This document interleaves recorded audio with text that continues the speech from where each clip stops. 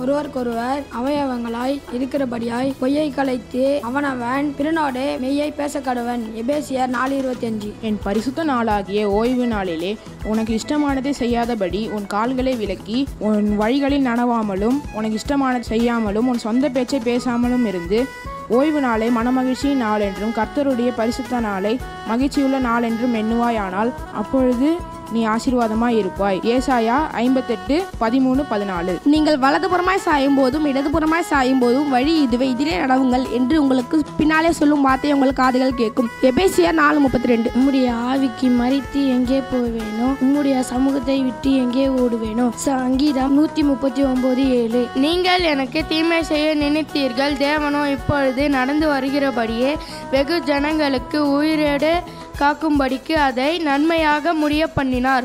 ஆதியாகமம் 50:20. இரக்கமுள்ளவர்கள் பாக்கியவார்கள், இரக்கம் பெறுவார்கள். மத்தேயு 5:7. என் சத்துருவை எனக்கு விரோதமாய் சந்தோஷப்படாதே. நான் விழுந்தாலும் எதிர்ப்பேன், நான் இருளில் உட்கார்ந்தாலும் கர்த்தர் எனக்கு வெளிச்சமாயிருப்பார். மீகா 7:8. உன்னுடைய ஆவி மறைவாக எங்கே போவேன், உன்னுடைய சமூகத்தை விட்டு எங்கே ஓடுவேன். நான் வானத்துக்கு மீறினாலும் நீ அங்கே இருப்பேன், நான் பாதாளத்தில் படுக்கை போட்டாலும் நீ அங்கே இருப்பேன். சங்கீதம் 139:7-8. கிறிஸ்து உங்களுக்கு மன்னித்தது போல நீங்களும் ஒருவருக்கொருவர் மன்னியுங்கள். கொலோசியர் 3:13. அவர்களுக்கு முன்னாலே ஒரு புருஷனை அனுப்பினார்.